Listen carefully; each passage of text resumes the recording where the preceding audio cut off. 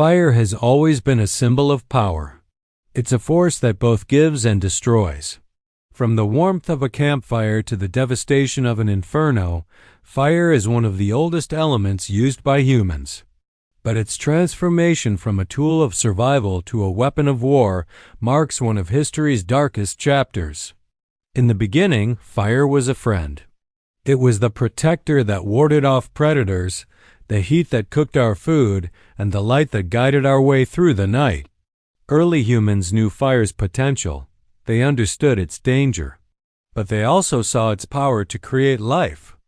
It didn't take long for fire to evolve from a life-giving force to a force of terror. As humans advanced, they started using fire in ways that went beyond survival. It became a symbol of strength and control, a symbol that could be wielded to dominate. One of the earliest uses of fire as a weapon came during the Bronze Age. The simple act of setting fire to crops could bring an army to its knees. In ancient warfare, destroying the enemy's food supply was as effective as slaying their soldiers.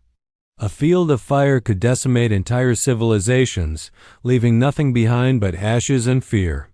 But it wasn't just armies that learned to use fire. Civilizations turned it into a symbol of divine wrath. In ancient cultures, fire was a tool of punishment. From the pyres that consumed heretics to the flames that burned traitors, fire was a way to remind the population of what happened to those who defied the law. This shift in fire's role marks the beginning of its association with fear. It wasn't just a natural disaster. It was now a weapon, a force used to control, punish, and conquer. As the centuries passed, fire's role in warfare grew more complex. The Greeks were the first to use fire on the battlefield, introducing the famous Greek fire.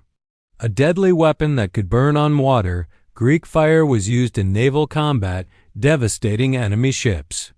The very idea of this mysterious substance struck terror into the hearts of those who faced it.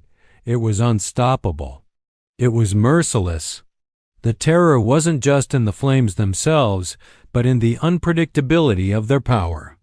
As the Greek fire spread across the seas, it seemed as though nothing could escape its wrath.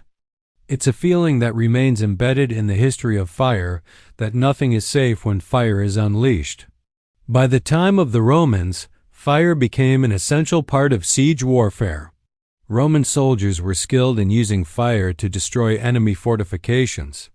It wasn't just about breaking down walls. It was about instilling terror. Fire was used to burn down gates, set fire to the homes of the enemy, and destroy anything that could provide shelter or protection. The fear that fire instilled wasn't just in the destruction it caused. It was in the complete lack of control. When fire was unleashed, everything in its path was reduced to nothingness. It didn't stop until it was finished. And for those who faced it, survival wasn't just about fighting. It was about outlasting the inevitable. As fire's role in war grew, so did the psychological impact. Soldiers who fought in battles where fire was used as a weapon lived with its scars. The fear of being burned alive, of seeing their comrades engulfed by flames, stayed with them long after the war ended. It left a mark on the soldiers and civilians alike. Fire began to transcend its physical form. It became a symbol of terror in stories, in paintings, in songs. In the minds of people, fire was no longer just a tool of war. It was a force that could erase everything in an instant.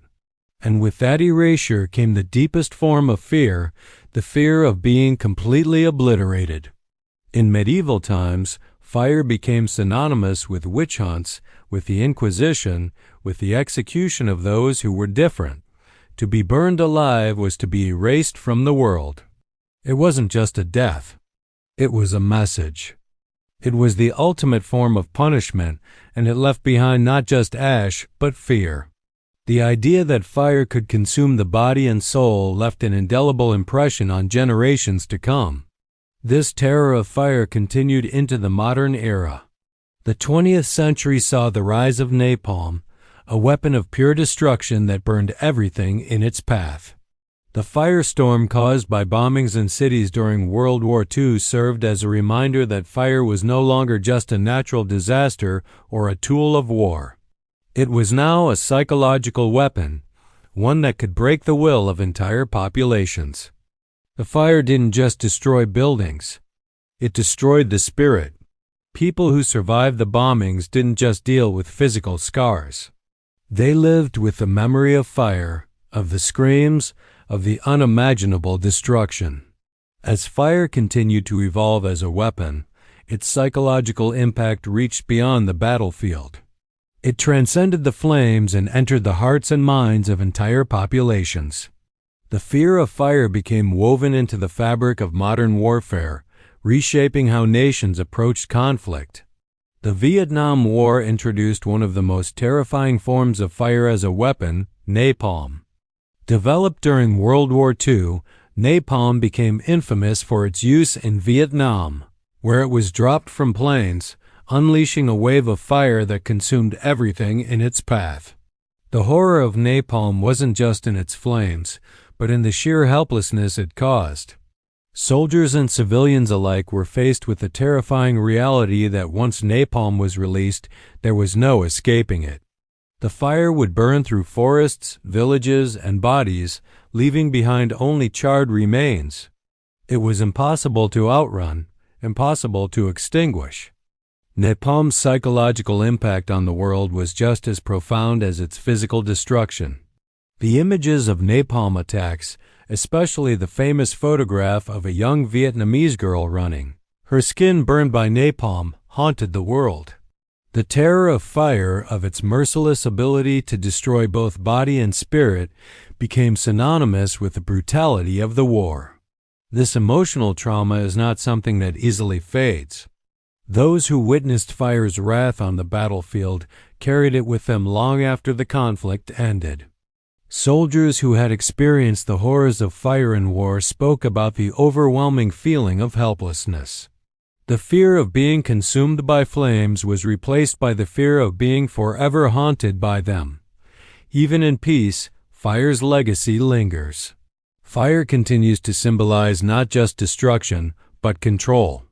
Governments, institutions, and groups that seek to dominate others often use fire as a means of asserting power. It's a tool of oppression, a weapon to instill fear in those who resist. In the modern era, fire is still used in guerrilla warfare, terrorism, and acts of intimidation. The psychological impact of fire as a weapon is deeply ingrained in the collective consciousness. The mere mention of fire conjures images of devastation, of entire communities being burned to the ground. It remains a symbol of overwhelming power, one that, once unleashed, can leave everything in ashes. But fire's power isn't just external. It's internal as well. Fire has always been more than a physical force. It has been a force of emotional and psychological transformation. It can consume people not just in body, but in mind and spirit. The fear of fire is not only rooted in its ability to destroy, but in its ability to change everything in an instant. For survivors of fire, the trauma can be lifelong. The scars on the body may fade, but the fear, the terror of being consumed again, lingers. The trauma of a fire often leaves psychological scars that are far more painful than physical ones. Post-traumatic stress, anxiety, and depression are common for those who have lived through fire's wrath, whether in war, disaster, or personal tragedy. Psychologically, fire represents the unknown. It is chaotic, unpredictable, and uncontrollable. In a world where we seek certainty, fire stands as a reminder that no matter how much we try to control our environment, nature will always have the upper hand. The terror of fire is rooted in the human need for control and the knowledge that, at any moment, that control can be stripped away. The power of fire as a weapon, a symbol of terror, has also permeated popular culture. From horror films to literature, fire continues to be used as the ultimate weapon of destruction. Whether it's a supernatural force, an apocalypse, or a tragic event, fire plays a central role in creating fear and suspense. We are drawn to it because we understand its power and we fear what we cannot control. But fire's power isn't limited to destruction alone. In the right hands, fire can also be a force for change. It can forge, transform, and purify. The same fire that consumes can also create. It can shape metals, cook food, and light the dark. The paradox of fire is that it is both a force of terror and a force of life. This dual nature of fire, its ability to both destroy and create, is what makes it so terrifying and so fascinating. It represents the very essence of human existence: creation and destruction, life and death, power and helplessness. Fire is not just a weapon. It is a reflection of our own fears, our struggles, and our need to understand the unknown. As we look back at the history of fire as a weapon, we realize that its power is not just in its flames, but in its ability to affect the human soul. From ancient battles to modern warfare, fire has shaped our world in ways that continue to influence us today. And as we move forward, we must remember the lessons of fire. It is a force that demands respect, that cannot be controlled without consequence. But it is also a force that teaches us about survival, about resilience, and about the power of transformation. The blaze within us, that primal fear of fire, is something that will always remain.